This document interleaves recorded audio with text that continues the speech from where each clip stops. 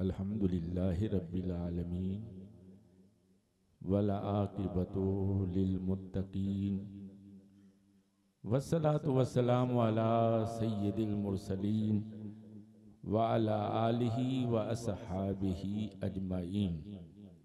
अम्मा बाद फ़औज़ु बिल्लाहि मिनश शैतानिर रजीम बिस्मिल्लाहिर रहमानिर रहीम। कुल्लु नफ्सिन ज़ाइक़तुल मौत। वनिन नबी सल्लल्लाहु तआला अलैहि वसल्लम क़ाला इज़ा मातल इंसानु इनक़ता अन्हु अमलुहु इल्ला मिन सलासतिन इल्ला मिन सदक़तिन जारियतिन औ इल्मिन युन्तफ़उ बिही औ वलदिन सालिहिन यदऊ लहू। सदक़ल्लाहुल अज़ीम व सदक़ रसूलुहुन नबियुल अमीनुल करीम व नहनु अला ज़ालिका लमिनश शाहिदीन व शाकिरीन वल्हम्दुलिल्लाहि रब्बिल आलमीन। यशरफ़े ज़माना ज़माने मदद नुमा दरहाए बस्ता राज़े कलीदे करम कुशा या सैयद अशरफ जहांगीर दस्ते मंजारो ना तवागीर सरवरा शाह करीमा दस्तगीरा अशरफा हुर्मते रूहे पयंबर।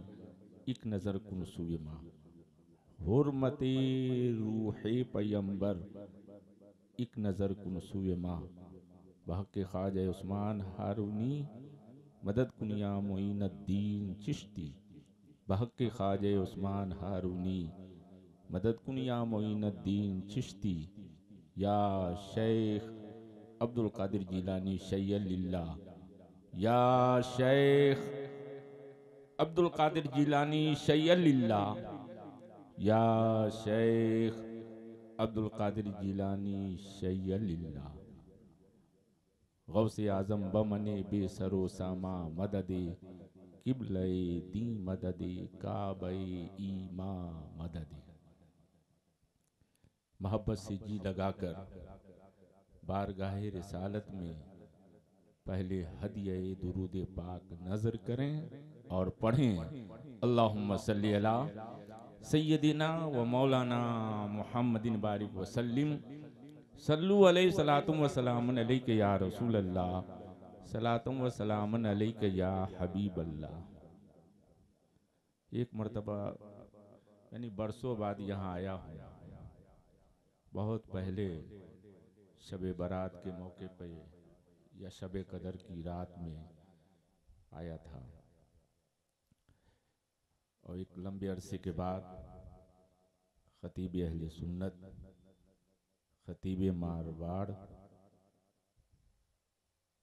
हजरत अल्लामा मौलाना मोहम्मद इदरीस रजा साहब रज़वी अशफाकी इनकी मोहब्बत में मैं दिल से कह रहा हूं कि मोहब्बत में यहां हाजिर हो गया, वरना मेरे यहां 10वें की महफिल हजरत को शायद मालूम हो गया होगा। मेरे गांव के एक दबंग जांबाज बहादुर यूं कह लीजिए कि कुम्हारी का एक मुसल्लम जिस पर सबका इत्तेफाक वो लीडर मेरी मुराद हाजी अमीर अहमद शेख, जिनका 9 रोज पहले इंतकाल हुआ और आज 10वें की फातिहा थी। आज 10वीं की हजरत फातिहा। इदारे की भी खैर खा, मदरसा का मामला आता या मस्जिद का मामला, कभी भी किसी से कोई खिलाफ बात नहीं सुनती, न मदरसा के खिलाफ, न मस्जिद के खिलाफ, न उलमा के खिलाफ। ये बात कितनी बड़ी प्यारी है। और अल्लाह ताला ने मदरसा, मस्जिद, उलमा की मोहब्बत का ये सिला अता फरमाया कि खुदा की कसम जिस दिन से इंतकाल हुआ है लोगों का तांता बंधा हुआ है फातिहा पढ़ने वालों का, और हर वक्त 50-100 उनके यहाँ फातिहा पढ़ने के लिए मौजूद रहे। आज तक तो मैंने यही देखा। तो मैंने दिल में ये कहा, जो मिल्लत के लिए मरता है वो मरता नहीं है, मरने के बाद हमेशा के लिए जिंदा हो जाता है। जो अपने लिए मरता है उसका दायरे कबूलियत या मकबूलियत उसी तक रहता है, लेकिन जो मिल्लत के लिए, जो कौम के लिए, जो समाज के लिए, जो दीन के लिए, जो इदारे के लिए, जो कौम की सलाह फलाह के लिए जिंदा रहता है, जब तक जिंदा रहता है खुदा की कसम वो खामोश रहता है, और जब जाता है तो लोगों के दिलों में अपना नाम जिंदा छोड़ देता है, और जिसकी बुनियाद पर कौम जिंदा दिली से नाम लेती रहती है। मैंने जब जनाजा देखा, मैं खुदा की कसम कहता हूं, जनाजा जब देखा तो हुजूर मुजाहिद मिल्लत के विसाल पर पासबान मिल्लत अल्लामा मुश्ताक अहमद निज़ामी ने मुजाहिद मिल्लत का जनाजा देखा तो देखा नहीं गया। नवाबे उड़ीसा हजरत अल्लामा अलहाज मुफ्ती हबीबुर रहमान मुजाहिद मिल्लत, किसी और ने खिताब नहीं दिया था, मुफ्ती आजम हिंद ने दिया था, वो मुजाहिद मिल्लत। जनाजा देखा नहीं गया, देखते ही क्या पुकार उठे, सीने में ला के रख दे कोई पत्थर का कलेजा, सीना में ला के रख दे कोई पत्थर का कलेजा, देखा नहीं जाता मुजाहिद का जनाजा। ये गम दिल पे एहसास हुआ। वही जनाजा जब मैंने देखा तो मुझे देखा नहीं गया, मेरे आंसू आ गए। लेकिन खुदा की कसम आज पूरी बस्ती, सियासी, समाजी, बिरादरी सब पहुंचकर खिराज अकीदत पेश करते हैं। और मैंने दिल में ये कहा, अमीर अहमद तू मरा नहीं है, बल्कि तू हमेशा के लिए जिंदा हो गया है।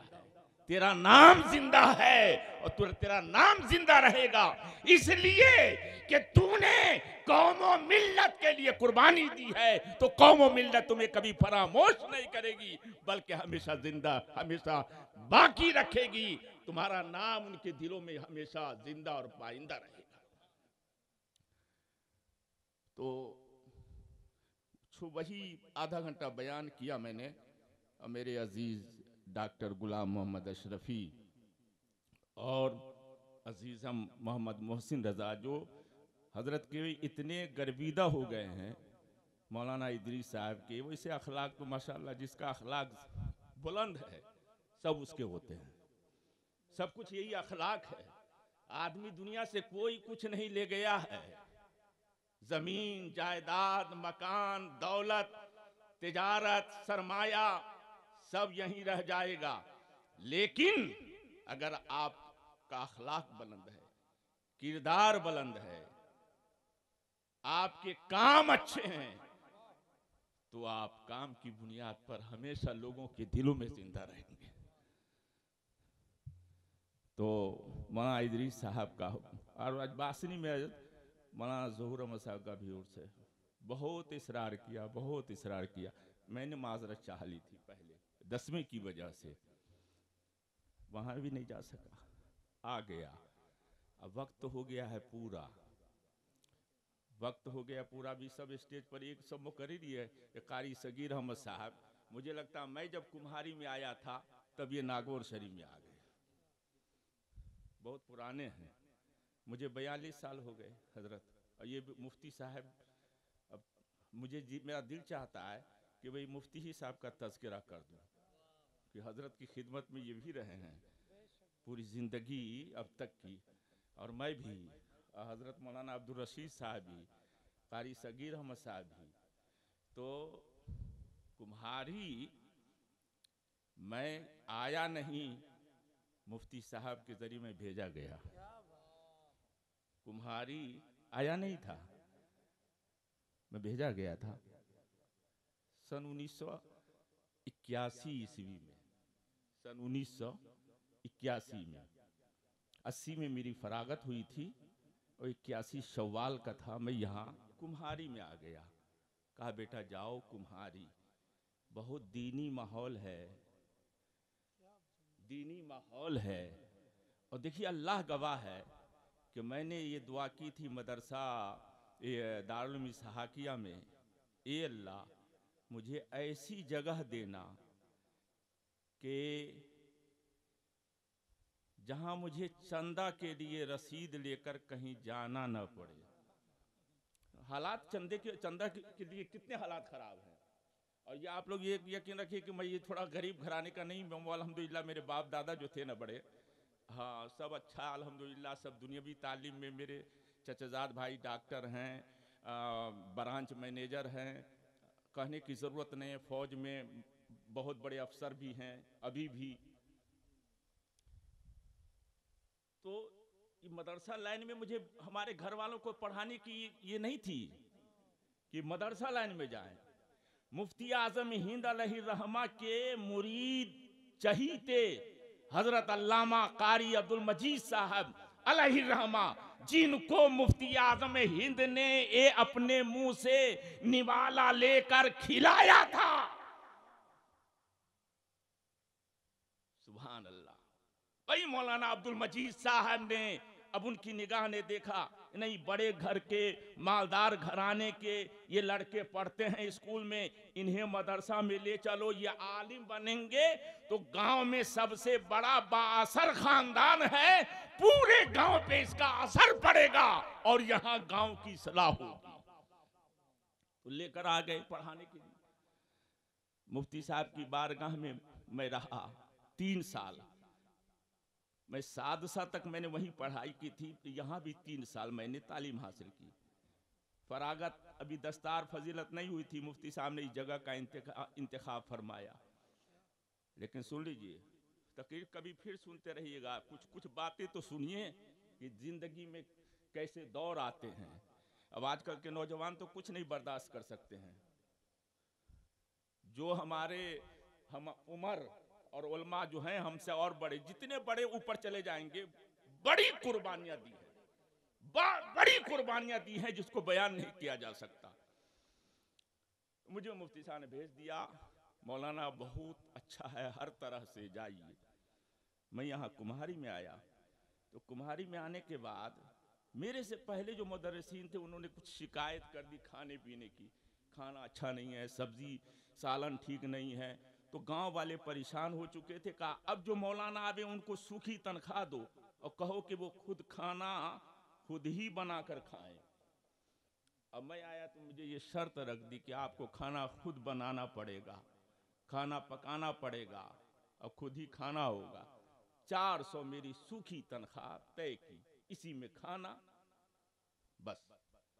तो अब मैं कभी चूल्हे के पास नहीं गया। और अल्हम्दुलिल्लाह मैं आप लोगों को कहता हूँ, मेरी जागीर थी जोधपुर में,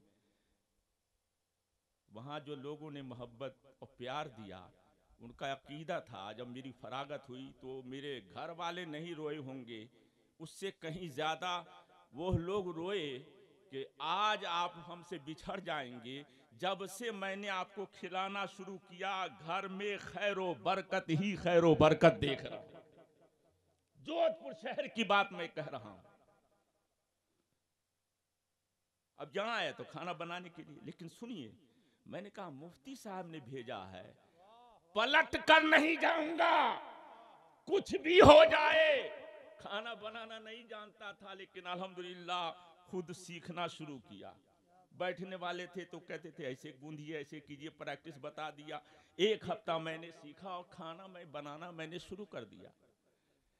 अब सुनिए कितने महीने, 8 महीने तक मैंने खुद खाना बनाया, खुद से खाना पकाया, खाया।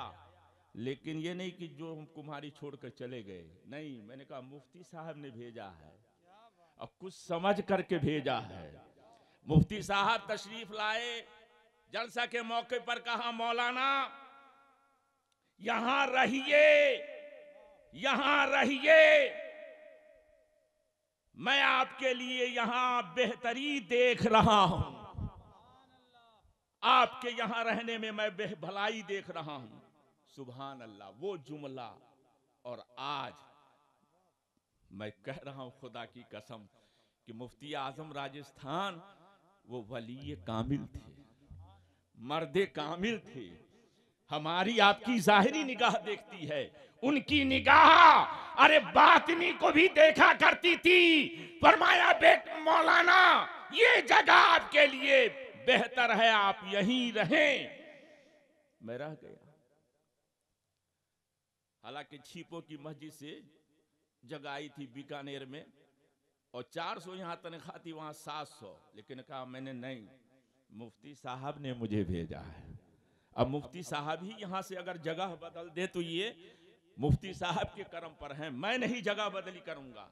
और सुनिए, अब मुफ्ती साहब 10 साल जब मुझे हो गए वहां, तो मुफ्ती साहब ने कमेटी मेंबरों को बुलाया, कहा मौलाना साहब इतने सालों से रह रहे हैं, इनका मकान बना दो कि यहीं के होके रह जाएं, यहीं के होके रह जाएं। तो कमेटी ने कहा हजरत इनके लिए फैमिली नुमा मकान बना दिया है, सारे इंतजामात हैं, तो इनको मकान की क्या जरूरत।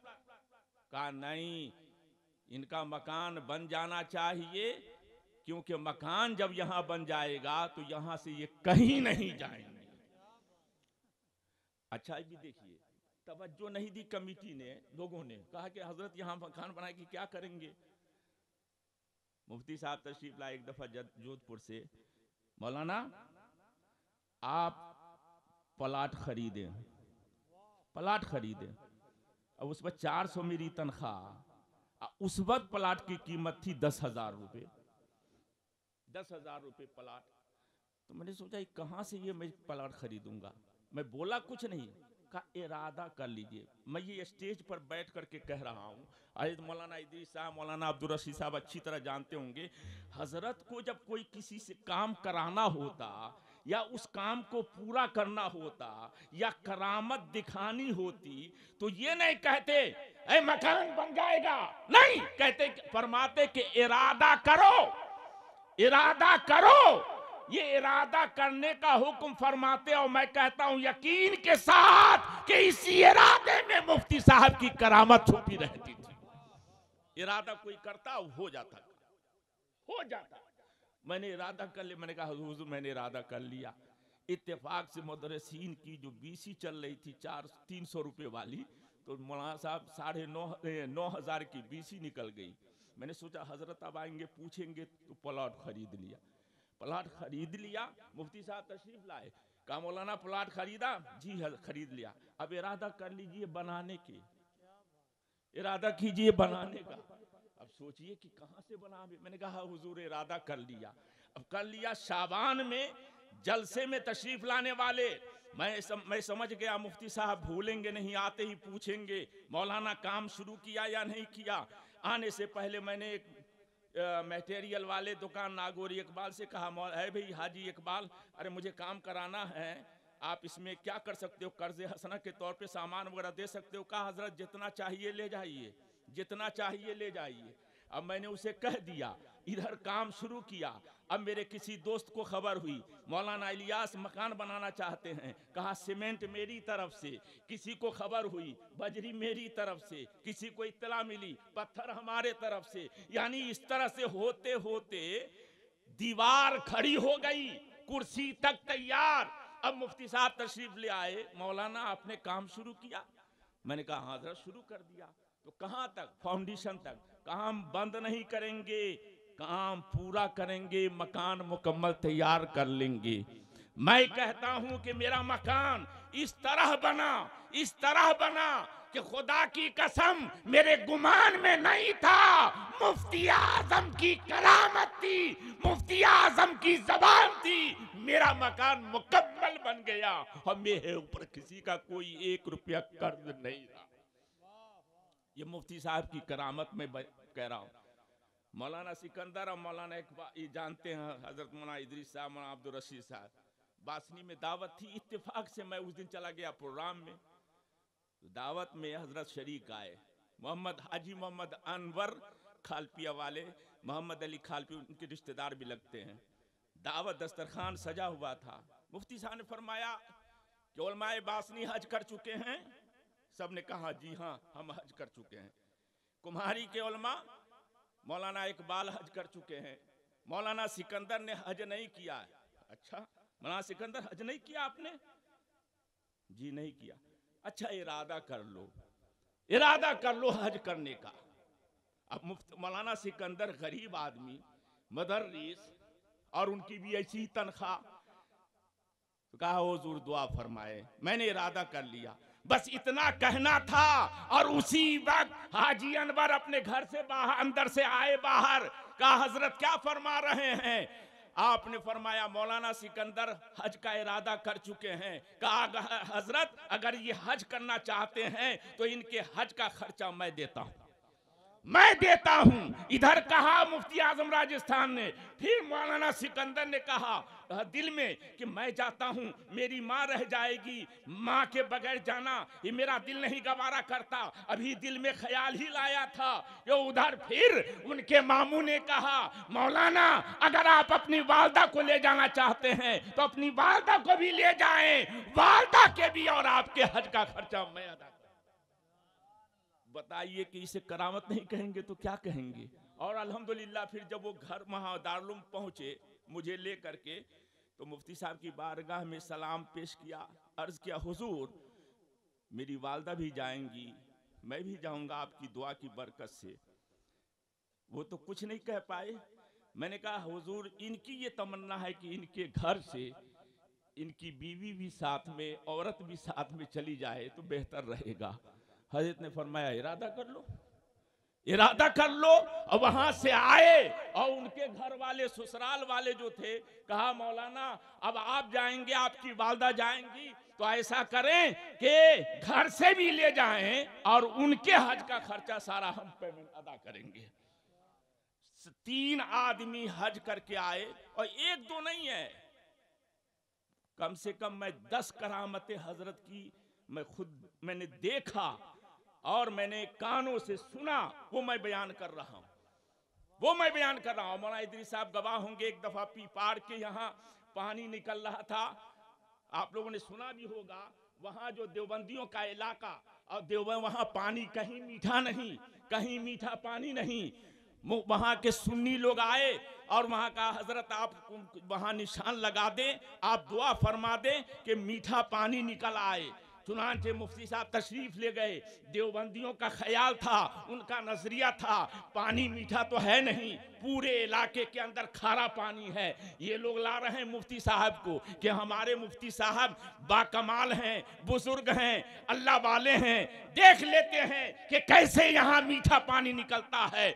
मुफ्ती साहब तशरीफ ले गए, पूरा उलमाए किराम का काफिला था, दारुल उलूम का स्टाफ था। वहां जाने के बाद मुफ्ती साहब ने 1-2 नजर इधर उधर दौड़ाने के बाद एक जगह खड़े होकर कहा यहाँ निशान लगाया जाए, निशान लगाओ। निशान लगाया गया, हजरत ने दुआ फरमाई, मशीन आई, वहां पर बोरिंग खोद कर जब पानी निकलने लगा तो खुदा की कसम पूरा पानी मीठा था, पानी मीठा था।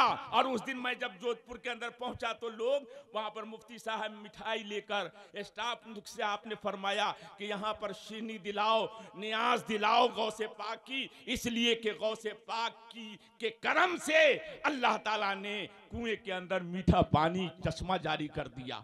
देवबंदी भी हैरत में रह गए। सब ने जब देखा तो दिल में एहतराम जरूर हुआ कि ये मर्दे दुर्वेश, ये दुर्वेश कामिल, ये दुर्वेश लगता है, लेकिन ये अल्लाह ताला की बारगाह में महबूब बंदा। इसलिए मौलाना इदरीस पर जो भी फैजान है तो मुफ्ती आजम राजस्थान का, मौलाना अब्दुल रशीद पर फैजान है मुफ्ती आजम राजस्थान का। और एक बात मैं जगह जगह कह दिया करता हूँ, हर जगह से पढ़े हुए मिलेंगे, लेकिन आपको इस हाकिया के जो फारिगीन हैं, मैं खुदा की कसम कहता हूँ कि आप उनकी ज़ात में इख्तिलाफ नहीं पाएंगे। जो मैं कह रहा हूँ, हर जगह के फारिगीन मशरबी इख्तिलाफात में, मानी जिस पर अल्लाह का करम हो, ये मैं ये कह रहा हूँ अक्सर की बात, बहुत से तो सुलझे होते हैं, लेकिन इस हाकिया की बात मैं कह रहा हूं कि वहां के फारिगीन, वहां के उलमा फितने में नहीं पड़ते और न फितना डालते हैं। हर सिलसिला के शेख तरीकत से मोहब्बत भी रखते हैं, एहतराम भी करते हैं, अकीदत भी रखते हैं, मोहब्बत का पैगाम भी देते हैं। इसलिए जहां भी साकिया के फारिगीन हैं, वहां पूरा गांव एक बना हुआ नजर आ रहा है। इसलिए ये क्यों है? ये मुफ्ती आजम राजस्थान की तरबियत, उनकी तरबियत और उनकी बरकत है। इसलिए ये ऐसा माहौल देखने को वहां के मिलते हैं, वरना तो लोग गुटबाजी बना देते हैं, ग्रुप बना देते हैं, मशरफी इख्तिलाफात डाल करके गांव में इख्तिलाफ पैदा कर देते हैं। लेकिन अल्हम्दुलिल्लाह हुजूर शेर राजस्थान हजरत अल्लामा मुफ्ती शेर मोहम्मद साहब रज़वी हैं, लेकिन आपने कभी किसी अशरफी से इनाद रखते हुए नहीं देखा होगा। मौलाना फैयाज साहब वो रज़वी हैं, लेकिन दिल में किसी तरह का कोई आप नहीं पाएंगे। आप देखते चले जाएं, जितने भी हैं, मौलाना इदरीस रजा साहब हैं, रज़वी हैं, लेकिन आप कोई भेदभाव नहीं पाएंगे। अशरफी से भी मोहब्बत, रज़वी से भी मोहब्बत, चिश्ती से भी मोहब्बत, कादरी से भी मोहब्बत, सोहरवर्दी से भी मोहब्बत, नक्शबंदी से भी मोहब्बत। अरे तमाम सिलसिलों से मोहब्बत करना ये ईमान की निशानी है, और यही औलियाए कामिलीन और बुजुर्गान दीन की सच्ची मोहब्बत। इसलिए बातें तो करनी थी इसाले सवाब की, लेकिन जो है सो चल गई मुफ्ती आजम राजस्थान की। लेकिन बहरहाल कभी फिर सुनेंगे। बस मैं ये ज़रूर दुआ करता हूँ कि हज़रत मौलाना इदरीस साहब, रज़वी अशफाकी, अब्दुल सुभान साहब और उनके भाई अब्दुल गनी साहब और मोहम्मद रफ़ीक साहब, इन्होंने अपने वालिद हाजी नसीर खां साहब मरहूम के इसाले सवाब के लिए ये रखी है। अल्लाह ताला की बारगाह में दुआ है, मौला ताला उनकी करवट करवट मग़फ़िरत फरमाए, उनकी कब्र को जन्नत का बाग बना दे, जन्नत में आला मकाम अता फरमाए। और मौलाना इदरीस साहब को, अब्दुल सुभान साहब को, रफ़ीक साहब को, गनी भाई को, और जो इनके मतलब घर में जितने भी हैं, इनकी बहनें हैं, इनके सारे रिश्तेदार हैं, सबको अल्लाह ताला सब्र जमील अता फरमाए। अस्तगफिरुल्लाह रब्बी मिन कुल्लि ज़ंबिन व अतूबु इलैहि व मा अलैना इल्लल बलाग। अस्सलामु अलैकुम व रहमतुल्लाहि व बरकातुहू।